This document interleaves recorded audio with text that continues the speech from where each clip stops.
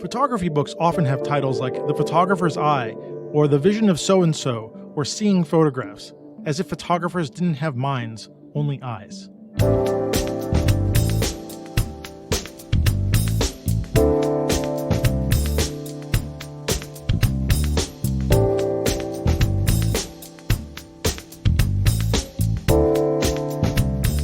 Hey, welcome to the Street Shots Photography Podcast.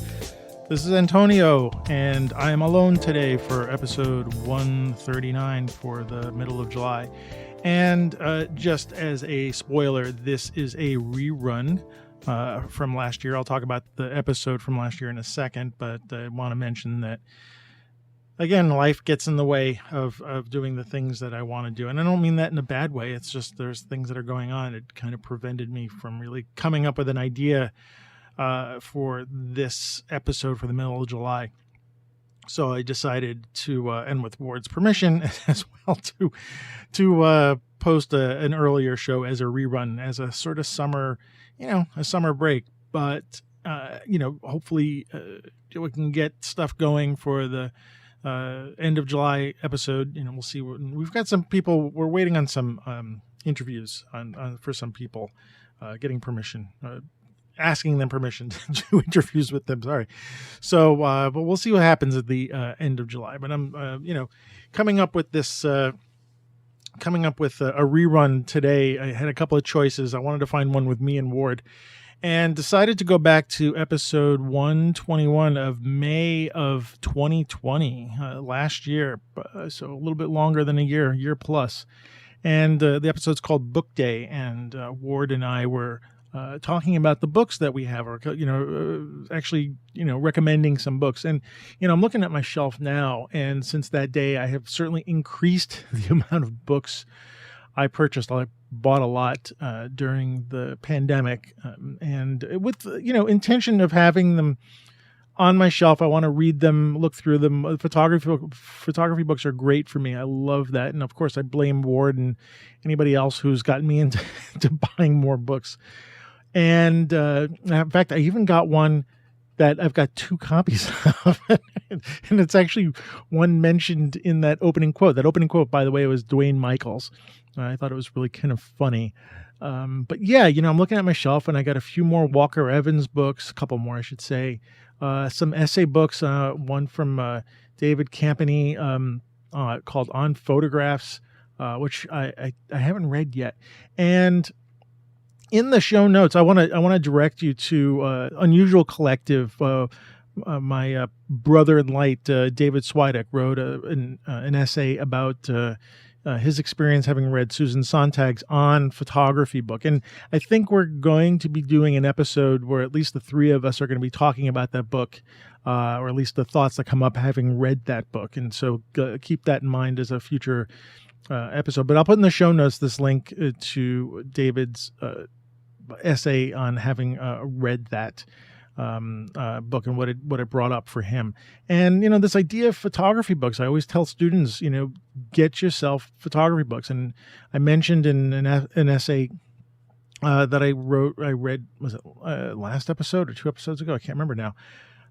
When growing up, is about the only way I was able to find new photographers, because there was no internet, and so looking at books and reading them was about the only way I would get in touch with new photographers, or photographers I hadn't heard of, unless their pictures were in a gallery in a museum, photography books. And in New York, there was a store called the Photographer's Place, which was, amongst anything, it was a photography bookstore. I mean, the whole place was devoted to photography books. And I think there were other things that are going on there. And I really regret not having spent more time there, although I'm sure my shelves would have been, way more full of photography books. And I think of Alec Soth's, excuse me for butchering his name, his library that he shows in his YouTube videos. And I think there's like thousands of books that he's got. And I can imagine, not that I would have been that, crazy at buying books, but I certainly would have had a lot more had I spent more time at the Photographer's Place. But anyway, I thought, a year and plus has gone by, and looking at playing a rerun on episodes, that is One that you can expect more episodes with me and Ward talking about photography books, because they're great to talk about. And they're great to spark new discussions about photography and photographers, and so expect more of those. And so that's why I thought I would put this up. It's also interesting. I listened to a little bit of it, the beginning of it, and it's interesting to see what was happening, a year plus ago in the pandemic, and as we're moving our way out of it. I'm speculating in the beginning what might it look like when we get out of the pandemic, and so this is what it looks like. So anyway, without much more talk from me, now let's get into episode 121, rerun from May 15th, 2020. Called Book Day. Oh, and by the way, I think our sound quality has gotten much better these days. We've got better mics than it. So please just remember that you're going to hear better quality audio than you're hearing in this one from a year plus ago. But anyway, here's that episode, Book Day.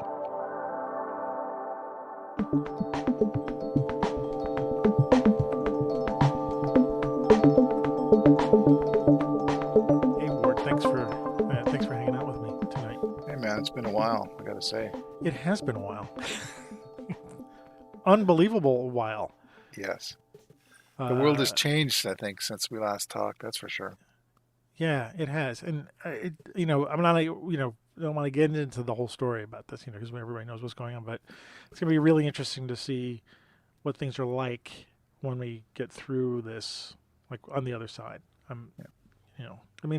We're going to talk about photography in this respect, like what's going on with both of us in the pandemic world. But I've been like I said, I've been talking to myself on the show for my last 4 or 5 episodes, so it's really good. It's been working. I haven't wanted to turn it off, so it's all good. It's okay. That's the voice in my head coming out through my mouth, or at least one of the voices.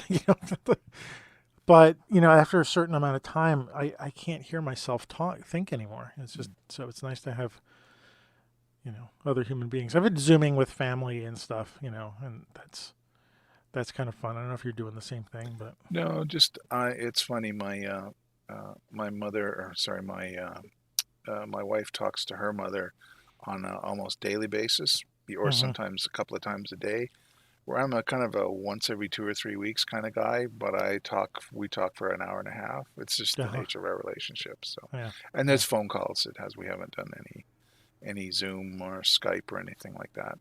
Yeah. So just odd phone calls, good. Yeah. I like the Zoom thing. I mean, I'm not saying it's any replacement for anything, but to see that you have, like with a phone call, I know we're not talking photography yet, but with like a phone call, even like what we're doing now, I like with Zoom or that kind of discussion, at least we all know we have each other's attention for that period of time. Right. Where if we're doing stuff on Discord or Twitter or something like that, it really is like, you're writing it and then you're doing something else, Right. It's the attention thing. So having that, or even having this kind of discussion with you now, it's like, at least, we've got ourselves locked in for, however much time, and I've got your attention, you've got my attention, and people are listening now. Hopefully we have their attention, but that's the kind of thing, that I'm kind of missing. I mean, but I like it. I like that we can do this thing, and I think it's it's not a replacement for real life things, but I'm thinking like, if people start camera clubs or photography groups where they're in Zoom, and at least seeing each other and talking rather than like using emojis to try to express themselves and getting into trouble, because that's how World War III is going to start, right? I think. Yeah, it's a poop emoji. What was that? What was that, a wink or is that a smirk? What the hell is that? So anyway, what are you doing? We've been talking a little bit, but let's talk about what are you doing photography-wise during this time, since it's a lot different. As you may remember, I was. I don't remember. Okay. Well, refresh everybody's memory. I was laid off from my job, which was downtown here in Calgary last September, and I've got some hopeful prospects these days, but I haven't been working or doing anything downtown, which is where all my street work has come from. Oh, So that's come to pretty much a complete, well, it absolutely has come to a complete stop. And I haven't even touched my cameras probably since, goodness, since, wow, I guess it would be re- October. really? Yeah. So, and it's funny because I've taken them out to clean them. Sorry, I did touch them. I just didn't Well, use the, that's nice. sort of like, I should do something with my cameras. Oh, Yeah, I can yeah. clean them. Um, yeah, so there was a little bit of travel. We brought my mother-in-law up from Arizona in October, and I did some shooting there. And I think we had talked. You and I had done a show together not too long after that adventure. Hmm. Um, but what I've decided to do, and I think what a lot of people are doing if they're not shooting, is going back through our old Lightroom or my old Lightroom catalogs. Yeah, yeah. So I've been going through that and going back to well, I didn't have Lightroom at the beginning, but 2004. So I'm now just coming into 2017 after going through. So What when you say going through? Are you just like skimming through it yes, and okay? and trying to And, pick one or two images. Well, no, I don't put a number on it, but it seems like I have one or two images from each of those years. Now, 2000, 2004 is when the kids were little. There was really not. There's a few pictures of them mhm. as kids, but a lot of them were just kind of, oh, here she is in the stroller. Here she is. They're Right, kind right. of like dull, vernacular Yeah. family pictures. They're not really arty, but I did try and keep my, try to at certain times when I thought of it, try to do some kind of art with them. Oh, what's your when you're looking through it? What's the criteria that's coming up in your mind looking at the shots Um, to pull them out and do to something with? pull them out, well, they have to have some kind of artistic virtue. They can't just be, I have to kind of recreate what I thought my state of mind was at the time. Like when family was on vacation, we were on a boat that goes. It's in Glacier Park. It borders Canada and the U.S. And there's like a ferry that goes from the Canadian side um, down to the Montana side. So from Alberta down to Montana. And we had this time, and I had my old big Olympus, the first generation of the 4/3. And it was a great camera, despite it only being 6 megapixels, whatever it was. It wasn't a lot, but the light was good inside this kind of ferry boat thing that we were riding in, and at least light coming in through the windows, and my son was hanging his head over backwards on the seat in front of me, and I got this really nicely lit picture. Which I've used it as an avatar for a long time. So the stuff like that where there was something else going on. There was an awareness of the surroundings as opposed Hmm. to lining the kids up beside the Christmas tree and taking everyone's picture. Did you do that Uh, though too? Oh yeah, no. Well, Okay. yeah, my wife does it more now that everybody has a phone. She kind of lines everybody up and then tries to get someone else to take the picture so that we can Yeah. all be in that family picture. Yeah.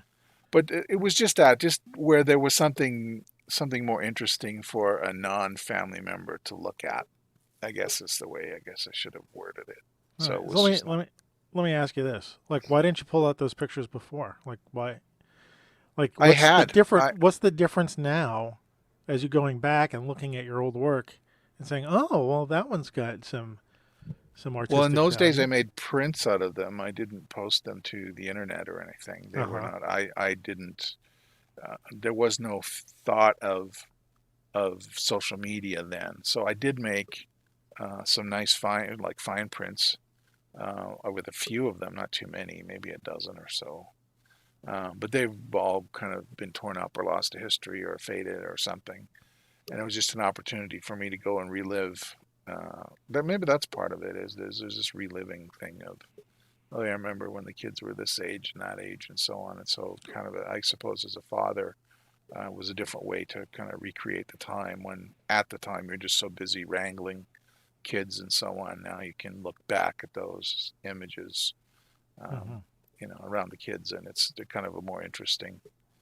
Um, But you're looking for shots that are have more artistic value, Yes, though, right? absolutely. Were Yeah. you?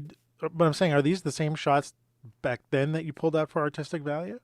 Like when you say you're going back and look, are you finding new things, or are you just pulling out old stuff that No, I didn't and shoot looking at them? enough. Yeah, right. I didn't really shoot that many. That the ones that were good were kind of the state of the art then, because I shot so infrequently Oh, okay. Yeah. compared to when the street stuffs really started up. Um, and you know, so I have all this darkroom work up until we got married and we had kids, and then it was really quiet. I'm just I mean, I'm sure there's not even 500 images I would have taken between maybe 2000 and 2007, 2008. So there wasn't a lot there to choose from. Yeah. Were you more finicky at keeping pictures? Were you more deliberate at deleting stuff Um, than you are now? I don't know if you're doing the same workflow. no, not really. I don't delete that much. I try to delete in camera if I know something's really gone off the rails, so I Yeah. don't import it. But I'm saying, is it the same workflow that you had back then? No, it was iPhoto. I would have been undoing it on a Mac in Oh, those okay. days. And I've since taken all the masters, have lost the edits. I have all the master original. I would have shot JPEG in those days, so I've got the original master JPEGs, and then I imported them all into my current Lightroom in a different catalog of this old stuff. And that was part of this project. I was actually finishing off that kind of import process. Oh, So now I've got them accessible by Lightroom now. all right. So, so I'm grilling you here, and then I'll talk about my stuff. But No, that's I cool. figured it's okay. I don't mind But being what? grilled about this. Yeah, yeah. Well, actually, you're helping me a little bit think about this stuff. What's the other than boredom? What's your purpose and goal about going through the old catalog? Is there, Well, or is it just boredom and no, part of it is I have the time to do it now, right? Okay. and also in my love of photography, I love just about every step of the act of creating a photograph. I like being out walking around. I like the tactile aspect of the camera and the precious aspect of the equipment that you're using, and the shooting, and like the a good street shot is like a good golf swing. It's sort of like everything comes together and your mind's a blank and it's all your all that lofty crap. And then I was, by 2014 on, I was trying to be religious about coming home, having dinner, and then importing the pictures after dinner, and then Hmm. editing them, and then putting up what I wanted to social media, or at least my holding area, my Hmm. exports directory. And I liked every aspect of that. So with not shooting, and I've been doing a lot of online education related to my work. That's Hmm. been what's been kind of filling my days. So in the evenings, I would just go through these old catalogs like it was a day of shooting, right? And I would just go, oh, what can I find in here? And I'm finding particularly in this later stuff that I'm finding from 2014 on, they're like decisions like, oh, I know why I wouldn't have picked that picture then, Hmm. but now I I'm definitely picking Ah, this one. That's what's happening. that's There's a interesting. change. All right. Two things. There's that, and there's the I don't like my original rendering of this. I'm Ah, going to okay. redo this with my different my BS phrase is tone vocabulary. That's that's Okay. today's word of the day, tone vocabulary. So I would Tone, tone, like tone. the different contrast, a little bit Oh, different. the The curve, vocabulary I'm of the playing with the tones. curve. Oh yeah.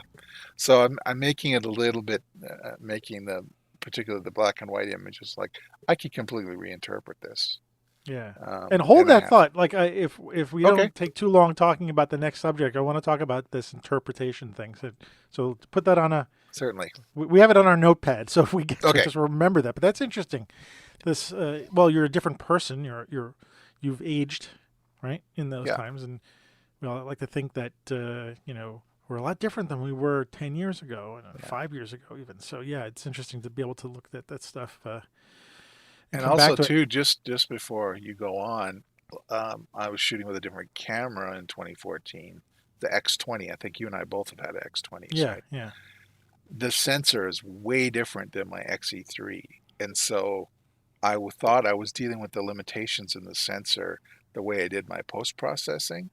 Mm-hmm. But I don't know if Lightroom is better or just my perception of what's going on is better or better, different. Let's not say better. Let's, try and keep Yeah. things on an even keel here. But I can make those pictures look more like they would on XE3. Mm-hmm. Ah. So that's part of it too. It's like I don't like the way I originally did this. I'm gonna do it Well, like my later work. you just reminded me about something, but I hate going through my old stuff. That I don't hate it.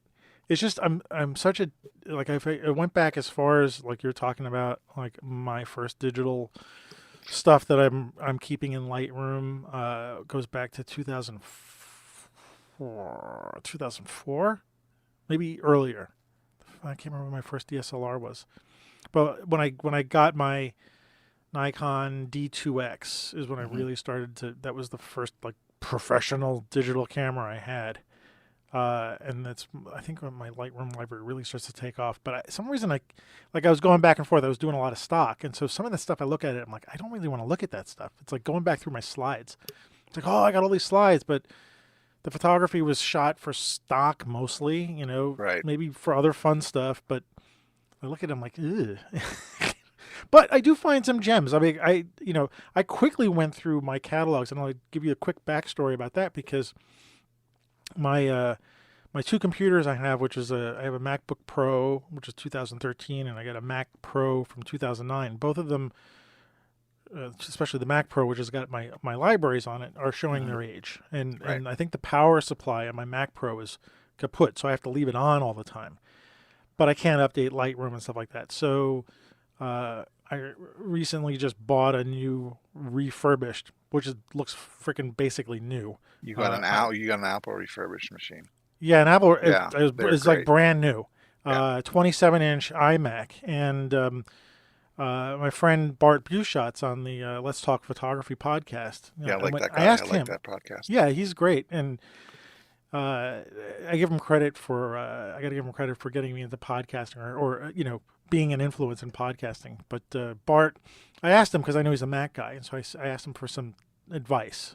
Because it's been a long time since I bought a Mac for purpose, like I actually thought about it. So anyway, the 2017 iMac refurbished came up at Mac Sales. By the way, I'm not getting paid by Mac Sales, but if you need Mac stuff or any kind of peripherals, Yeah. Mac Sales, those guys are the best. Yeah. I can't say enough good stuff about those guys. Cool. But anyway, they had it refurbished. I was like, in a 27-inch screen, Retina display, and all this stuff. And I was like, all right, I got it. So now I'm not so worried about stuff failing. And Hmm. my day job needs to be. My freelance job is looking at videos, so I need something. Anyway, so I'm in the process of switching stuff over and trying to figure out how to migrate and whatnot. And so I'm spending time looking through my old catalogs. In fact, I started a new catalog.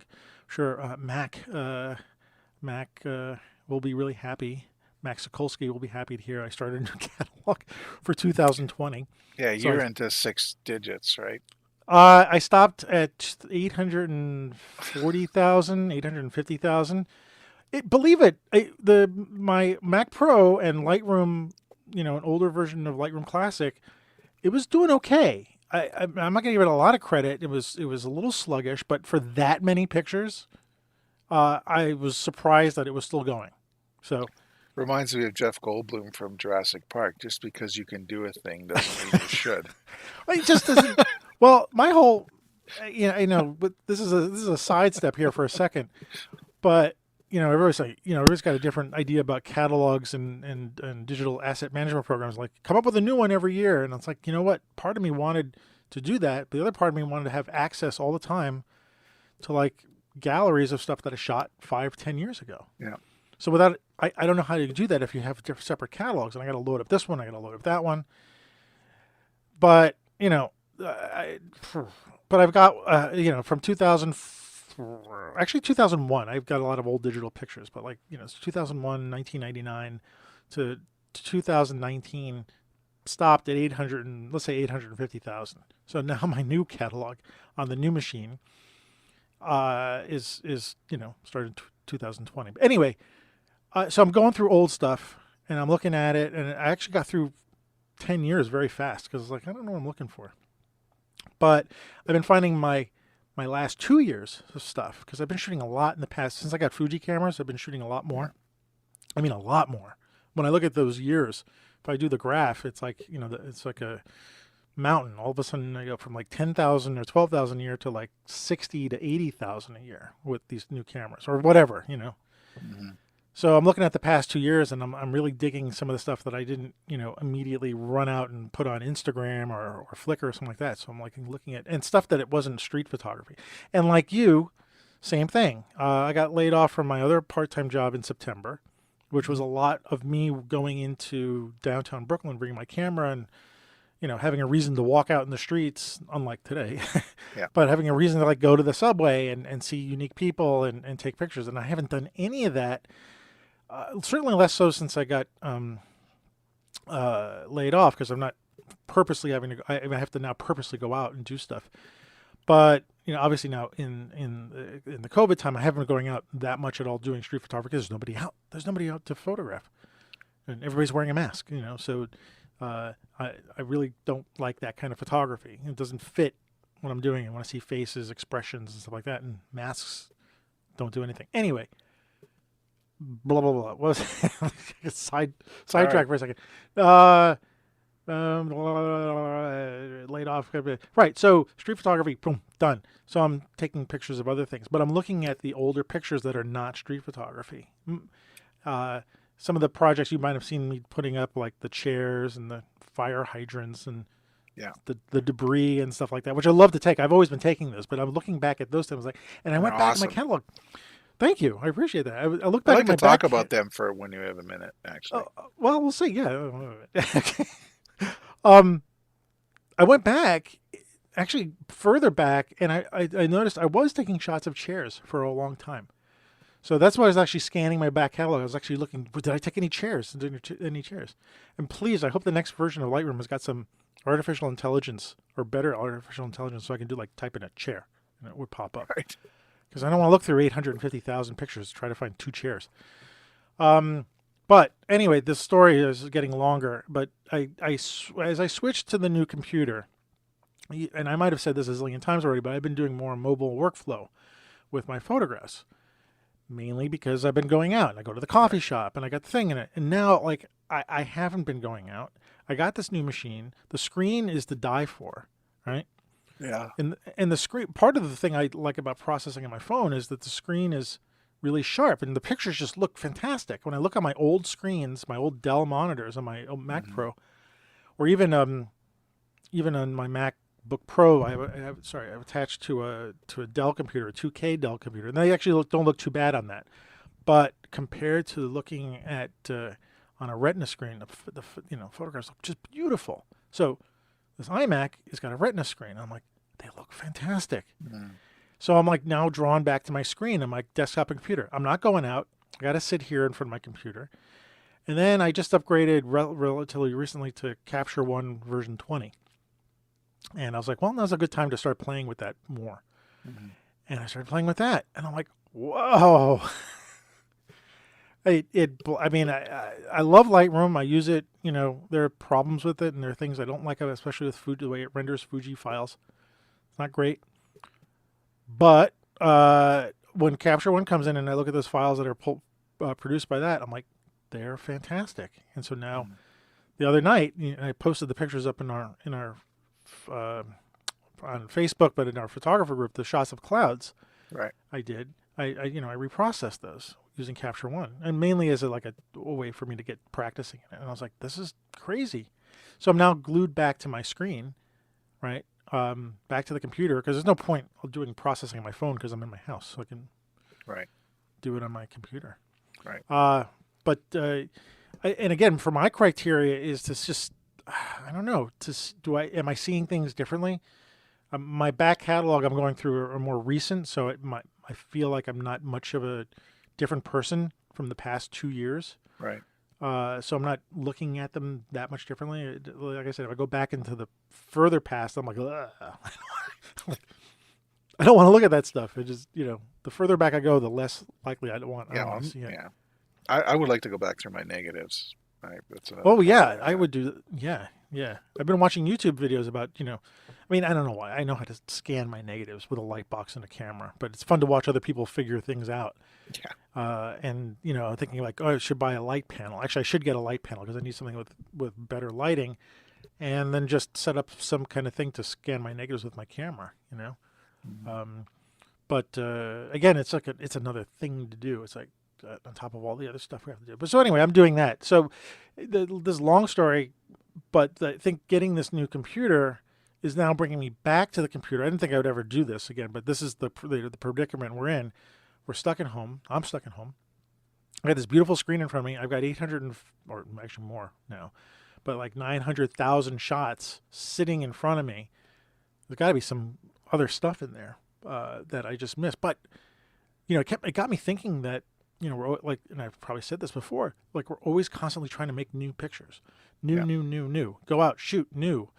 Go to the train, shoot more people sitting on the steps. Like new, post the new shots. And like, geez, I got I'm leaving all this stuff in the dust. Like you're talking about, you got all this stuff behind you, Mhm. and you can look at it differently. You can look at it differently because you're a different person now. In fact, you stepped far enough away from the pictures. I'm sure you can look at them with a sort of a very objective eye now. Yeah. Make You know. the decisions that the decision to select them is different, any one image, and also the way you would post process them is or can be different. Yeah, I mean, and that again is based on different sensibilities. You've read a lot more, seen exhibits. You've read a lot more books since the Mhm. last time. You've got different things in your mind going on, and yeah. Yeah. Well, cool. I'm gonna segue into that because one of the things I want to talk to you about. You had posted a shot. Did you do it in our group? Yeah, you did, right? You posted the books that you got. Oh, yeah, that's You a said couple of you got shelves of them. you got Yeah. your pandemic reading. You said, or something like that. Oh, my, yeah, the ones that I've got upstairs, not in the basement, in the kind of the storage bookshelf. Yeah. But I've got usually have 5 or 6 books on the main floor of our home that I just kind of go to um, every now and then to look at. Um, so So you tell want me what's the first? Yes. What's the the? first Yeah. one? Let's Yeah, do the a back and first. forth because I got a couple too. So Okay, so the first one I got. These are all books I got in the past year. In fact, I probably got in the past year. There's 3 of them I want to talk about. The first one's called Masters of Street, and it's edited by a guy called Rob Yarum. And what he's done is he's picked, I guess, the more recent practitioners of street photography who hmm actually, some of them that he's highlighted, like Alan Schaller, I really only know him from Instagram, and he does these very strong black and white graphic images of architecture and people within the scale of their surroundings and so on. Also, the guy that you really enjoy, Jay Maisel, he's in there. Let's see who else. Sally Jay's in there. Davies, Jay's Oh, in there, yeah. Ed Peters, Alexei Titarenko, Martin Weitz, or Waltz, I'm not sure how that's pronounced. And some of the names I haven't heard, but I would leave. Anyway, it's called Masters of Street Photography. It's you can find it on Amazon, or I think I'm not sure. I think it's even in some books, some kind of mainstream bookstores as well. Once they're open again, and you can go in. yeah. Um, but it's a Yeah. good mix of interesting, strong images that if someone was going to ask you, I have no idea, what's street photography, you could say, here's an example of what somebody with our sensibilities in, 2020 or, first part of the 21st century, here's what people think street photography is, as opposed to that mid-century stuff that we guys like you and I kind of hark back to. We talk about hmm Winogrand and all those sorts of things. This is kind of a more modern, a more current take on it. And there's discussion with the photographers. There's lots to read. It's not just pictures. Oh, really? Um, Oh, and maybe I got to get this one. yeah. So in terms of number of pictures, it's a good mix. It's a good mix of number of pictures. They try to distill as best they can, which you can't really, but it gives you a good idea for each individual photographer. They get a spread of 5 or 6 or 8 pages with sometimes one image, sometimes 2 images or more on each page. So there's enough of you based on the description of that photographer and how they work, and then some of their representative street work. It's really good. I mean, if it's something that there's some budding street photographer, like a nephew or a niece or something, who wants to try it out, I could either lend them one of these or give them for a Christmas or a birthday gift. It's actually really good. That sounds like something I need to pick up. Yeah, I would agree. And so that's the first book. And what are you said the discussions, are they like question and answer? Are they essays by the photographer? What's the text? Well, let's see. There's one American photographer, George Giorgio. I believe he's an Englishman. Mm-hmm. And he comes to the U.S. to take pictures of people lined up waiting for parades to start. So 4th of July parades, gay pride parades, Martin Luther King Day parades. And he has this, because he's not from the States, he has this this otherness, this outsider. And in his case, there's a question and answer. The editor has asked him some questions, and they're nice, thoughtful answers, where he talks about his point of view. I'll just read you the 4 questions that George was asked. How's Sure. your style developed over the years? How do you set about choosing a theme for one of your series? Why did you choose a style of shot for your series In the Company of Strangers and reverting to black and white? And what techniques did you use to photograph the parades? Like, kind of basic, just kind of straight, specific questions that gives a photographer an idea to answer. And in that way, it's really kind of a window into each of these guys and gals. So I really appreciate this. And if you don't want to do all the reading, and if you're like me, just read it for the pictures, you can do that too. Those are 4 questions I need to answer for myself. So maybe I need to pick up this book and see how other people who've been doing this for perhaps longer than I have, or maybe even more into it. It's not the right word. I can't come up with the phrase. Yeah. Because I'm looking at a page. What am I looking at right now? The streetrepeat.org has a review of the book. And I'm looking at some of the pictures, and I'm like, wow, they're really good. And there's this one shot. I might get the guy's name, Alexei Tidorenko, of these 2 figures on a street, almost like ghostly figures. I think 2 women, or an older woman and a child, or something like that. Yeah. And I'm drawn to that stuff. But like that is he does much that different long kind of street exposure. photography. Yeah, he's medium format, and then he has the shutter open for seconds or minutes. Yeah, there's also someone who's. It says the book's 16 contributors are split right down the middle, with 8 shooting in black and white and the other 8 in color. Stylistically diverse, fine art aesthetic of Tidorenko. Spectral long exposures of St. Petersburg. Then it goes into Marina Sursail, shoots on her iPhone and processes it in Hipstamatic in a cool postmodern twist. Their images come out with the same film noir look. Hold that thought about Hipstamatic, because I have some books too that I got. Okay.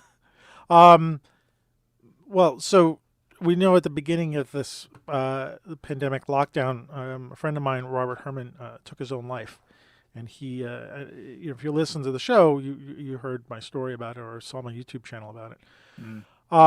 And he had his first book was The New Yorkers, which I highly recommend if you're into street photography, and even just like the history of New York in the 70s and 80s. But he had come out with a second. Actually, he was working on a third book before he died, with the Neapolitans about Italy. But between that, he came out with a book called The Phone Book,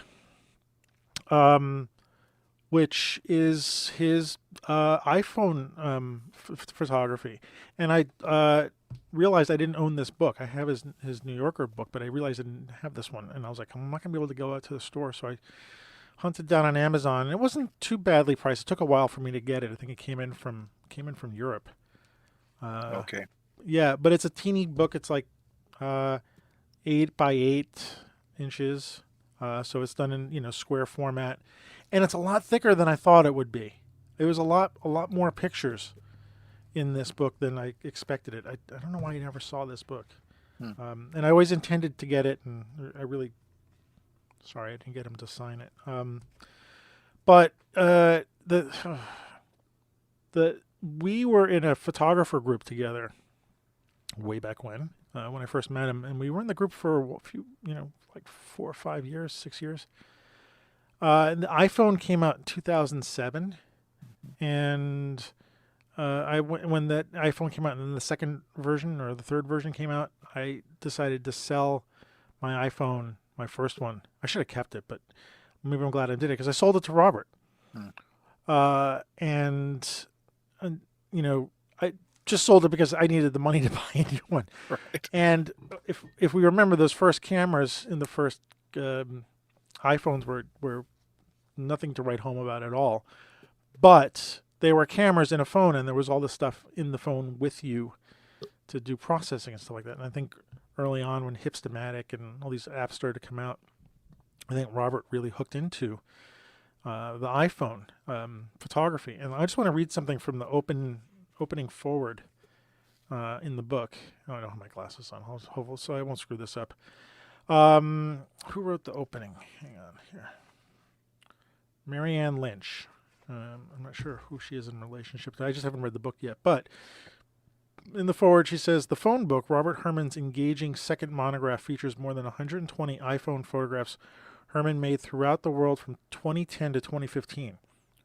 His extensive travel odyssey included New York City, other cities in the United States, and images made in Canada, Mexico, France, Turkey, South Africa, Abu Dhabi, and more. I think there's a lot of from Italy in here too. So I'm just going to skip a little bit here. Seeing those images again from early in his career and believing it is the photographer, not the camera, that makes the photograph, inspired Herman to begin photographing use of the iPhone and the Hipstamatic app. In a recent telephone interview, he explained, quote, I was looking for a way to refresh my photography. I'd become tired of shooting with a DSLR and the 35 millimeter rectangle. I was still in love with the look of Kodachrome. The Kodak, unfortunately, taken it out of production, and I was looking for a digital equivalent. In 2010, I discovered the Hipstamatic app. The app imitated old analog film stocks and camera lenses in a square format, and fixed lens. And the fixed lens of the iPhone reminded me of my early days of shooting with a Nikon F and a 50 millimeter lens. So he's taken his wonderful way of looking at the world, translating it through Hipstamatic or whatever app he was using. In addition to that, and all this work is color in the book, and it's kind of like just all over the place. Argentina, Santa Monica, France, a lot of reflections, a lot of shooting through glass. A lot of shadows, a lot of people, but I found this stuff really, really refreshing, and to know the context of the time that it came in. So it's really kind of the beginning of when people are starting to take the camera on the phone seriously. He's like within 3 or 4 years of the iPhone coming out, he's using it as a way to break out of this, like the doldrums of and the constrictions that he found with regular cameras. Right. It's interesting. We think of phones as being limiting creativity, but I think all of us in our unusual collective, certainly me, Mark, and you, it's been a different tool for creativity completely, and we get satisfying results out of it, and we love using it. I'm exactly the same. I mean, I feel that I will get this like desire to just not carry a bunch of crap with me, and it's both restricting and not at the same time. The iPhone is or let's just say camera phones in general, but with the apps and stuff like that, is like an endless world of creativity, like all within this little box in my hands. And I keep, you and me are of the generation where we've lived through all this stuff, and we've seen film and the beginning of digital, and then this whole photo studio in your hand kind of thing, to actually appreciate that, and I still sit there and I marvel at it. I'm like, I can't believe I'm sitting here and using Lightroom and processing my picture while I'm walking down the street that I just took on the corner. Yeah. And Like I used to say, that contrast slider is a whole Friday evening in the darkroom, right? yeah. And and to see that Robert really took it like right away, and found himself being freed with it. So it's a really good book. I really recommend it. It's printed well. It's a nice size. The cover is the most compelling thing. Is the shot of this on a beach, this little girl in a bathing suit in a big plastic bubble, and I'm looking at it and I'm thinking about what's going on today, and it's so interesting to look at pictures that have nothing to do with today, but the context that I'm looking at it in. She's in this bubble 6 feet away from like maybe her sibling, and I guess it's one of those bubbles that you go on the water with. Okay. Zorb or whatever they call them? Is that? I don't know. I don't know what Okay. that. I I have know a hard that's a time. sphere thing that you Yeah, you it's roll covered down with hills in it. Yeah, no, it's a clear sphere and it's covered with sand. So I think she was rolling around on the beach, and you can't see her face, and there's just these ghostly figures on it, and just considering, gosh, it's really, it's so interesting just knowing like that on the cover and just knowing some of Robert's personality, Yeah. and seeing it. Gosh, God, there's a lot here. So I mean, it means a lot more to me because I Yeah. knew him, and of this tragedy. There's no commentary by the photographer in this book. It's just let me just make sure. Yeah, no. Oh, there's an author's note in the back, but it's just pictures. Yeah. It's just pictures and locations. So it's just another eye into, and what I get worried about is that people who are listening to this or might want to get the book will look at this and it's like, oh, I've seen this stuff on Instagram already. I'm like, well, Well, that's part. there's a physical experience of having a book. It's an experience going through Well, a book. yeah, and I just don't mean like seeing his stuff on Instagram, but like when looking at the street photography in the book you're just talking about, like you start to look at it and you start seeing repeating styles and stuff, and is it just are we getting, do we get tired of the stuff? Do we just get jaded by it? Like, oh well, yeah, I've seen how many silhouettes against colored walls can I look at, or weird juxtapositions. Yeah. And Well, as Mark would say, you just need a better one. That's it's sort of like, yeah, we've seen lots of one. Can you do one? If you could do, and could you do a better one? yeah. I like that. I think that it's So part of the limitation. I was going to say we were talking about limitations of the phone. You find that you hear directors and other creatives talk about them being limited by something, and the whole blossom of creativity came from working within those limitations. And I think the phone is one of those things where, sure, you've got all these tools after the fact, but you're like, okay, I really have to use my leg zoom to get closer or get further away and capture what I need to do and frame it and shoot it. And I think that's certainly part of it. But the whole thing of all the creativity happens within the boundaries of those limitations that you have. Yeah. I think it's important.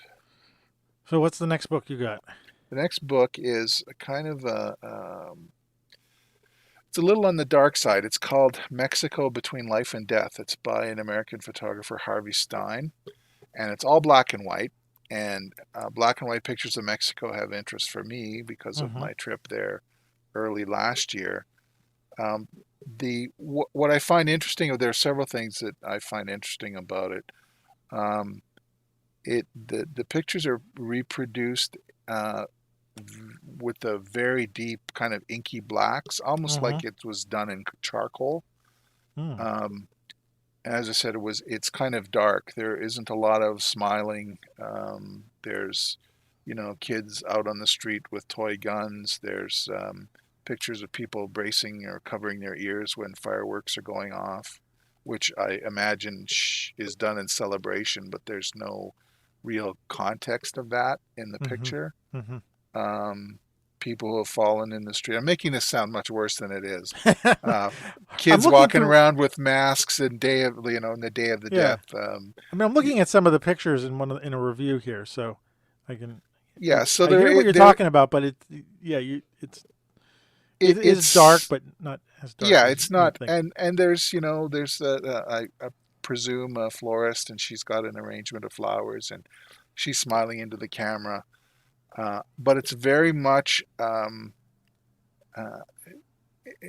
the way he's gone through his work.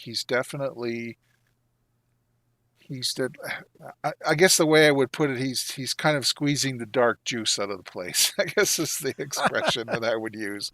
Um, I think it's interesting because having visited Mexico and a city in the interior of Mexico, not a beach town, I sort of have a feeling for what that's like with the cut stone streets and the colonial churches, and that are 300 years old and so on, and the long shadows in the morning and the evening and so on, and the almost no shadows at noon, which is a novelty for me being a Mm-hmm. Canadian.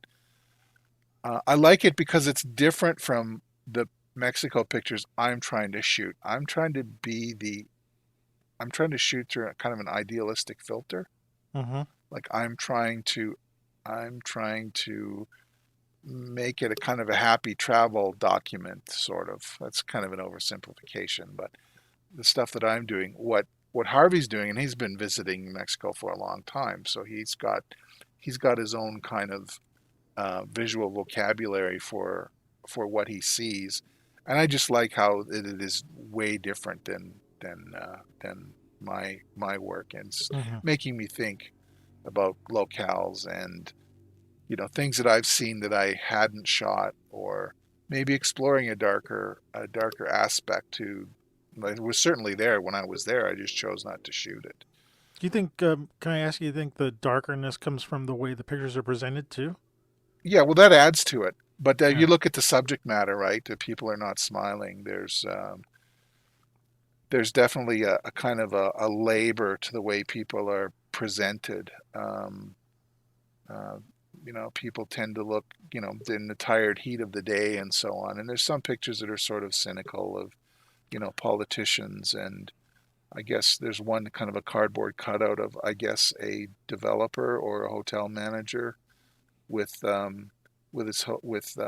I guess they look like catalogs of the hotel that he's pitching. Anyway, it's just kind of presented as a weird juxtaposition to a policeman and another citizen up against the wall behind them, and the policeman's looking at his pistol. Like it's a little bit different, just a little different perspective on Mm-hmm. things.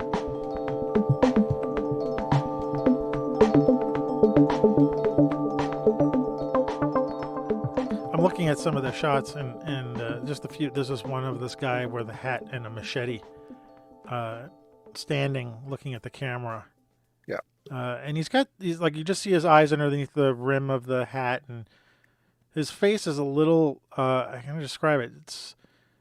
It's a smile, but not a happy smile, like or a grin, or just like on the way. He's not grimacing, but he's No. got like this look like I'm gonna get you. And he's not holding the machete in a menacing way, but you see this huge blade. Hmm. And what I'm noticing about the shot is that I'm really drawn into like continuously look at it. Like there's more and more stuff. It's just this Right. guy.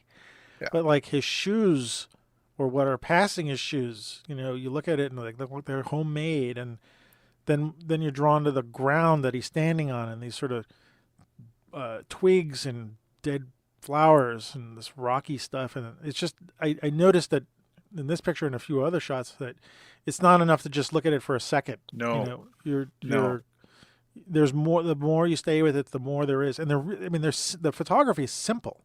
Yeah. It's great. And just to go on with that point, with your last point, I go through this book, and one of the reasons why I have it up there is I see different things every time I go through it. I come out with a different feeling of what I've seen.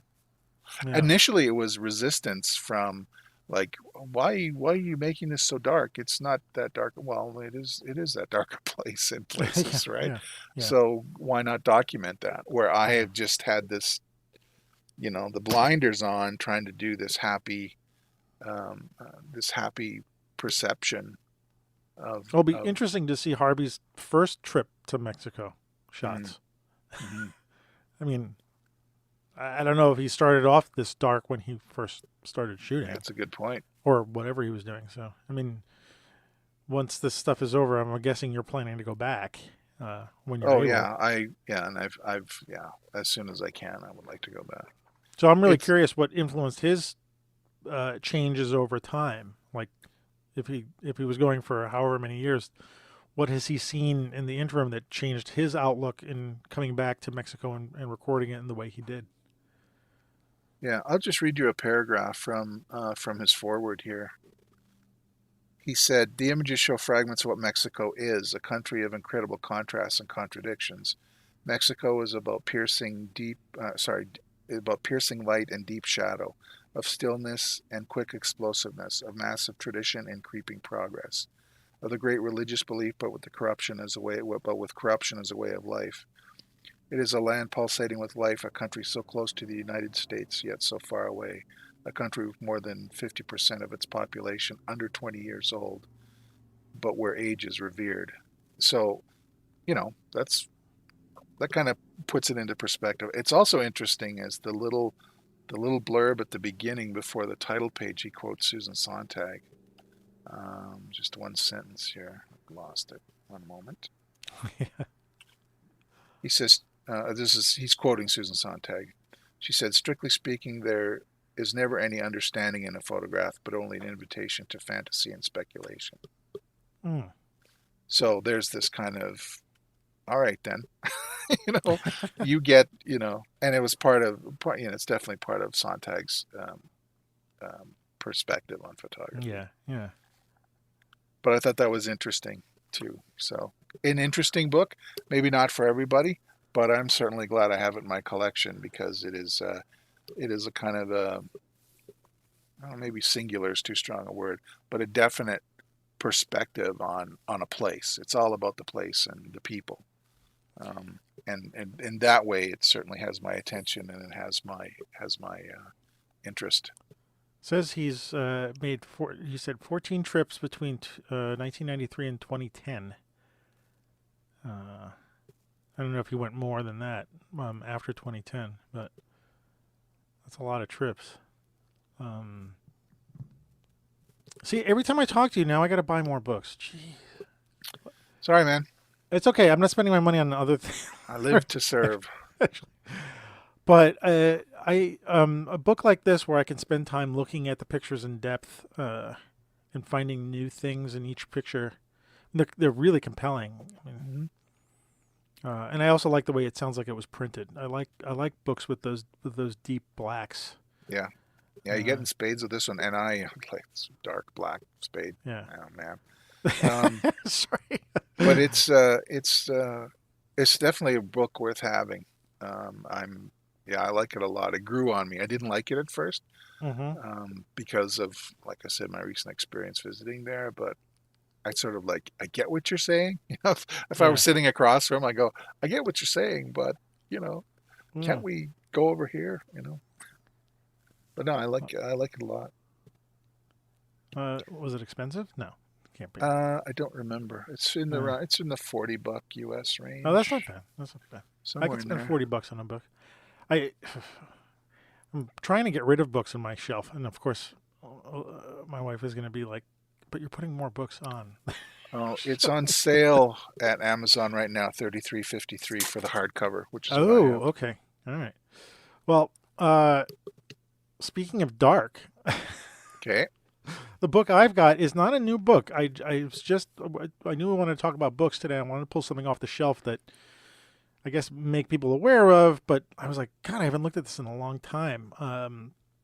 is a book called Full Moon by Michael Light. And I first became aware of this guy's work at the let me just get the name right before I said it. It used to be the Hayden Planetarium in New York, but it's the Rose Center for Earth and Space, which is basically our planetarium in up next to the Museum of Natural History, next to the Central Park. There was an exhibit of these prints. Now, I'm not describing them yet. You know it has something to do with the moon, but I went and saw this show, and the prints on the wall, they were huge. They were big, and they were beautiful. They were done, they were printed in an iris print. I don't know what they were printed in, an iris print with Hahnemuhle paper or whatever, but they were gorgeous. And so the thing about this, they're shots of the moon, right? What's so interesting about them? I want to get into the whole story about it, but basically he was able to get access to the master duplicates of the moon, the photographs that were taken on the moon. So the astronauts go up, they fly around the moon, they land on the moon, they take pictures, they come back, they got the negatives, right? Those negatives were developed and they were never touched until they made what were called master duplicates of those. Okay. Then first generation copy of the negative. First generation copy. The originals are kept in cold storage, never to be touched again, or something like that. So everything is coming out of these master dupes. Now the master dupes are also they're not given to the public at all, because those are the things that if they get screwed up, they got to go back to the originals. Right. So those master dupes are very, very, very hard to get a hold of, or even we can't just walk and say, I'd like to see the master dupes. Well, he was able to get access to these master dupes, and he scanned them early. This, I can't remember when the book was. When was it done? 99. 99. So a while ago, right? So he scanned them and he printed them and he restored them a little bit. There's some pictures that have some restoration, but he's trying to present the pictures as they would have been seen, the way the original negatives have been seen. They're not cleaned up. There was a really ethereal look to a lot of the pictures, the way they were shot or the way they were developed. And so the show, and they're all black and white, or the show was black and white as I remember. I don't remember if there being color shots. I have to look through I don't got the book here. I do got the book here. A friend of mine gave this to us for our wedding. Let's see if there's any. No, there's color shots. But they were, it's presented these moon shots as if they were works of art, and they were so blown away by the prints. And so when I got the book is printed. It's beautiful, and a lot of the shots are the shots. Some of them are the ones that you've seen before, right? But a lot of them are the ones you haven't seen, right? There's how to describe it. Just shots of like a part of the moon that you would never seen, just like angles of the moon on the, yes. And we did land on the moon. Am I getting into this? People who didn't think we landed on the moon. So the book is beautiful. There's a couple of pages that pull out. They made these giant panoramics. So he stitched some of them together to these panoramics of the landscape and stuff like that. Wow. And there's a whole bunch of text about how about the moon landings and the pictures they were taking. So there is some stuff to read in it, but mostly the things are the photographs of the moon. And I just pulled it out because I haven't looked at it in a while, and it just, for some reason, that the magnificent desolation. Someone who said that, like one of the astronauts had said that about being up there, and how it kind of fits again. Looking everything through the glasses of where we are now, and translating it, the moon pictures, the reconstruction of them through this like idea of like being isolated, right. And being able to see other landscapes, be able to travel to other places, like looking at photographs and stuff like that. Anyway, it's a fantastic book, and I do see that the hardcover is on sale or on Amazon for $20. And if it's this book, if it's the same version of this book weighs like 5 pounds, and it's like 12 by 12, so it's a square book.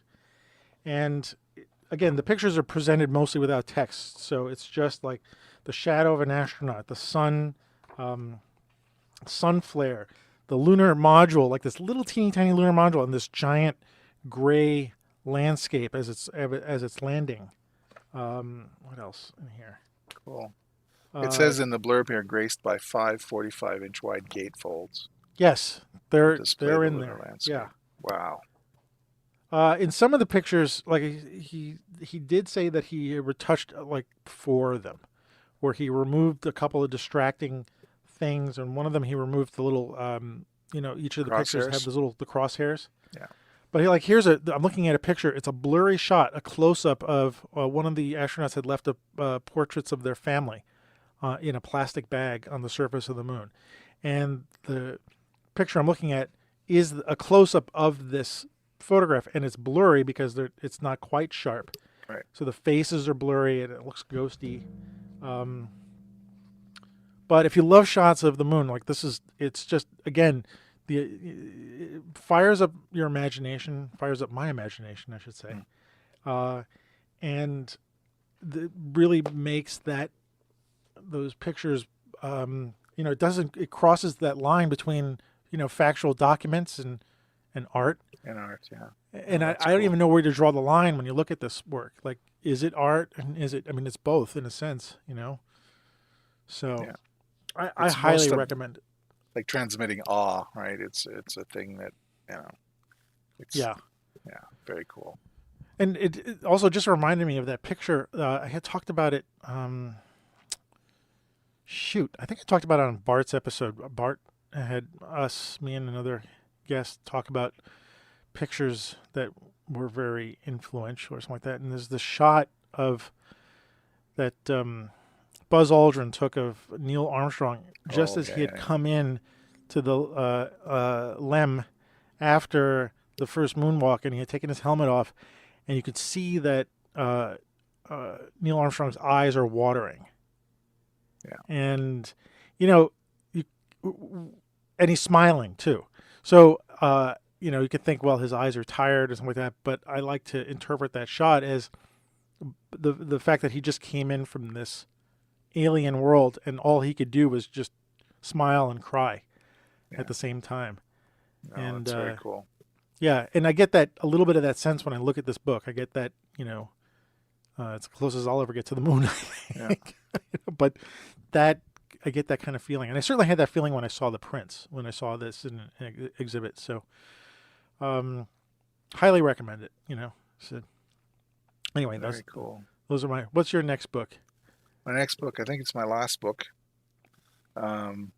It's called Long Story Short. It is I guess really it's a catalog from a show that the Frankel Gallery is in, oh my goodness, San Francisco. San Francisco, I think. Yeah. And this guy, Jeffrey Frankel, it's a privately run gallery, and he just goes around and buys and picks whatever kind of pictures he feels like, from famous pictures by Diane Arbus to found photographs that just happened to go on sale or that were found. Pictures of Robert Adams of cars in Denver. Just different, you could say eclectic. There's one picture here, it's kind of one of my favorites, by Lee Friedlander, who was apparently in Banff, Canada. He took really? a picture of the street corner that I know really well from the town. It was taken in 1974. So you're like, I'm going to Google Earth. I'm going to find out what's going on at that corner now. There's a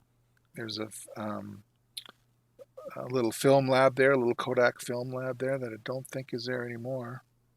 But it's just one guy's collection of stuff that he's just taken out of his storage in his gallery and decided to show. That showed a little bit of the diversity of the art. And I see a moonshot there on the yeah, wall. that's a picture of Buzz in front of the flag. Yeah, Yeah. on the day of, yeah, that same Yeah. day. Yeah. So, Wow. Oh, wow. What? How did you come across this, and what drew you to it? well, this is my friend John at the camera store. He Mm-hmm. said, you should look at this. and he put it in my hand. And first of all, it's this red, and it's got this kind of veloury, kind of soft, fuzzy cover, and Mm-hmm. it's got this picture of a, I guess it's a Macy's Day Parade picture of a dinosaur, that bunch of people walking under it, holding it down on the ground so it doesn't float away. And then it's all embossed with gold text. And it's like I say, it was meant to be handed out, or something that you could purchase when you went to see this exhibit. I think it was in, let's see, it should say on the back when the exhibit was. There's a lot of humor in these pictures too. So, I mean, what brings them together? Just the fact that Frankel collected them? Yeah. Okay. So and I think there's some works that are on loan. I'm not sure, but it's nice. It has a little bibliography in the back, just of the various images and books that were referenced and where things were taken from. But speaking of moon stuff, the very last picture is from 1894, and it's a picture of I guess it'd be Sea of Tranquility. Mm-hmm. Oh, Loewy and Puzeau, I guess, are French photographers. Photographie lunaire, Mer de la Sérénité. So it's a moon picture taken through a telescope at high magnification. It's not as good as Michael Light's transcriptions, but it's pretty cool. If you saw a picture like this, you'd have the same awe, in 1894. right. Wow. Just Wow. just all the just whatever whatever tickled his fancy. And it's sort of like the street photographer thing, in that you get to change gears when you look from one photographer to another. Here it's one page to the next. William Eggleston is a picture of a woman, an older woman, blonde hair, carrying a brown purse, walking into a shadow, looking down, or eyes closed. As she's walking out, I guess, along the strip there. There's a casino and kind of an empty field across the street from her, that was taken in, it says circa 1965 to 1971. So at some point. So no, Do you? there's just a lot going on here, and it's inspiration. Um, it's just inspiration in short bursts, right? Just this one image. They can set you off, and then you like it or not, and then you turn the page, and then there's another one. I just I And the, enjoy these kind of books immensely, because they're kind of like, how do I put it? Um, you roll the dice and you don't know what you're going to get. You get something else. Um, uh, just classic it's a old pictures. catalog though for the It's a exhibit, right? catalog for the show, yeah. But so what do you? And this is kind. I'm looking at the pictures, and you've been looking at them a lot longer than I do because you have the book. Yeah. But do you see any like common thing that drew all those together? Like that, like if you could say something about the guy who's collecting them, he was like, oh well, he likes this or he's doing that. I mean, do you see something Yeah, I mean, in he's it? really attracted to people in the frame, right? There's Yeah. Most of the pictures are people, um, and there's some contextual pictures. Some of the later ones, like there's an Alex South picture from called Dallas City, Illinois, 2002, and it's a wall that's been painted blue, and then a bodybuilder's body kind of painted on, and then there's a smudge across the trunks of the bodybuilder. And oh, by the way, the bodybuilder has no head and no feet, so it's just disembodied, almost Oh yeah. floating Yeah. weirdness going on there. And it's just like this the deep blue of the wall, and this kind of half pattern, half recognizable human form. So I I'm guess I looking at would, it now. It looks like an unfinished. Like it's totally unfinished, right? yeah, it's like Yeah. some teenagers were setting up a gym or something in that room, and they just didn't, they had to leave before they finished the artwork on the wall. I don't know. I'm just, making stuff up. Um, but yeah, no, it's fascinating. There's some slice of life stuff. There's there's a picture, a Nan Golden picture from 1979 of four boys in the front seat of a convertible, and one of them on the right-hand side of the frame is looking back at the camera. It's a clearly flash picture taken in the middle of the night. And there's such a kind of a snapshot of these, hooligans driving around. Drivers drinking beer. Drivers drinking a beer, yeah. And they got a cigarette there. Yeah. So, it's the shifting context. I mean, if you like, a monograph, sort of like the Mexico book, where it's one guy's point of view in a place where he's kind of giving you a perspective in one subject matter. This is not that. This is kind of all over the place. But you could see, if you're walking around the gallery and you saw these pictures, you'd be in a different bubble for every picture you stood in front of. And that's the appeal of this one. It's different than the other. I mean, one of the reasons why I picked these three books was because they are so different, and then I can, depending on my mood or whatever, or I can just pick one of these books and go through and have a different experience. And I don't with a book like this, I don't usually go from one end to the other. I'll just kind of thumb through it. Yeah. Yeah. So this was a good pick for me. It was a different processes, different eras, different contexts. Yeah, I'm looking at it, and it does have that feel of being in a gallery or a museum, where you're just seeing just different pieces as you move around. Yeah. And being that we're not going out anywhere, it seems like a nice substitute for going to a gallery, to have this, see a book like this. I love these collages. There's some collages there. Yeah. Let me see if I can find it here. I can't see who the photographer is. There's no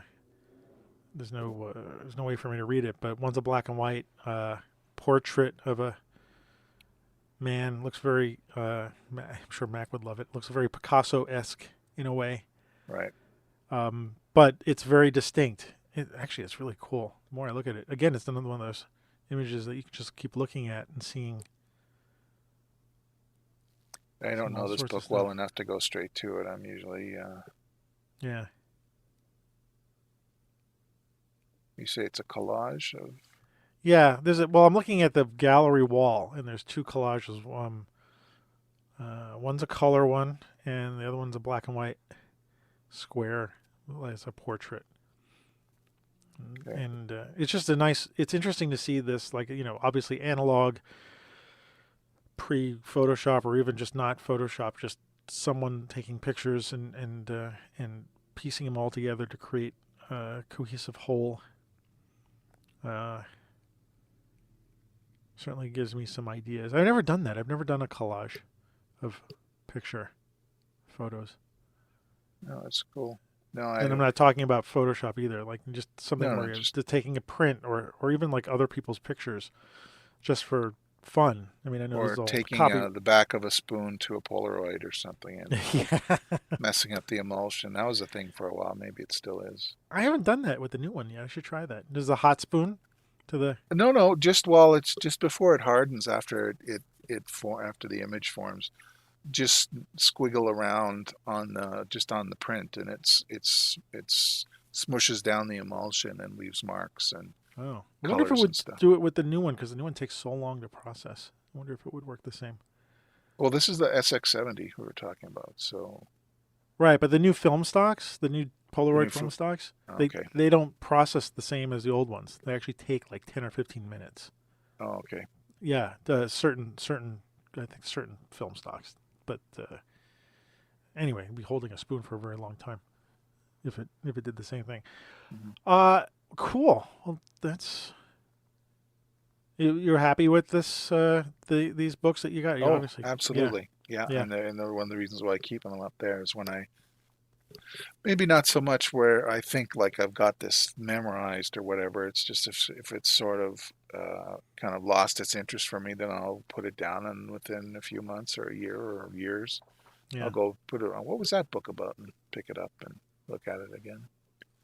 But these are what's going through my mind right now. So Mexico, because it was personal, and then street, because that's also personal, and then this long story short, which is a nice little. It reminds me a little bit of one of those history of photography books, actually, except they took all those famous pictures and they threw them in almost like a random order. I'm sure they're not a random order, but they, it will.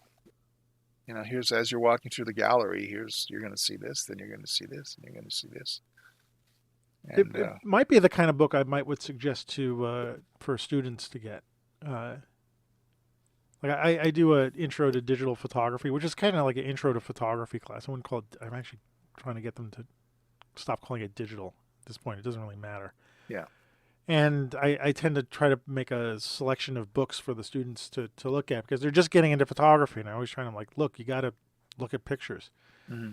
And so this might be a good kind of book to look. It's a smattering of, like you said, a history of photography, because I can definitely see in the gallery that there's Muybridge pictures in there, and there's I saw those.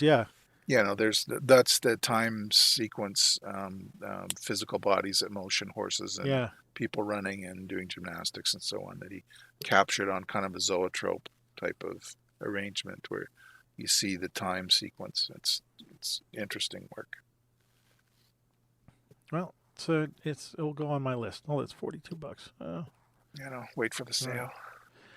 So, cool. I just noticed we're in past the hour. Okay. I don't want to go too much longer. I know I wanted to talk about something else, but maybe we can just leave that for. All right. Maybe we can make another episode of that. But I did want to talk about this next time, about the idea of photos being interpretive or descriptive, and it's something that popped into my mind. But maybe I can get you again soon, and we can use that as a spark. Well, thanks for sharing all that stuff. I mean, God, we got 5 books. I'll put links in the show notes to Amazon for everybody to find these books. And I got a couple of other links I'll put in there. Cool. But I think it's a great way to spend some of the time that we're kind of cooped up is expanding our visualness by buying and looking at books. And going back through our old catalogs. Going back through the old catalogs, which is kind of the same. It's like, go through that catalog, right? What else have you got to do? And I'd be really curious what other people's criteria is to pull shots out that they didn't pull last time. Yeah. Like what's drawing you to this shot that you missed 5 years ago, and you looked at it 5 years ago and you're not interested in it. And I'm actually kind of asking myself that question. Why am I looking at it now? I'm like, oh, yeah. I mean, and again, I said at the beginning, if I'm doing a project, wow, look, I was shooting chairs way back when, and now I'm doing them again, and so, but those other shots, why am I pulling those out? So, yes, and I will answer your questions about the chairs, but maybe we can do that in front of everybody, because maybe I'll make a selection. I don't know. I got to do something with those shots, so. They're a lot of fun. So anyway, thanks for hanging out with me. It's my pleasure, man. And where can people find your musings and stuff? Well, most of my work goes to Instagram. I'm Ward Rosin Fine Art, WARDROSIN Fine Art on Instagram. I'm Ward Rosin Photography on Facebook, and I have a website that's rosin.ca, rosin.ca, which Mark and I are still selling our book about the rodeo a few years ago. No, it's going to be 5 years. Next year it's going to be 5 years. I can't believe it. Yeah. Wow. So there is that. We've got a few of those books left if you like Western subjects, or you have a family member that likes Western subjects, rodeo specifically. It's a nice little book. We reduced the price a little bit on it. So. All right. But that's it. That's me. That's you. That's all me. All right, Ward. Anyway, thanks for hanging out with me tonight. All right, man.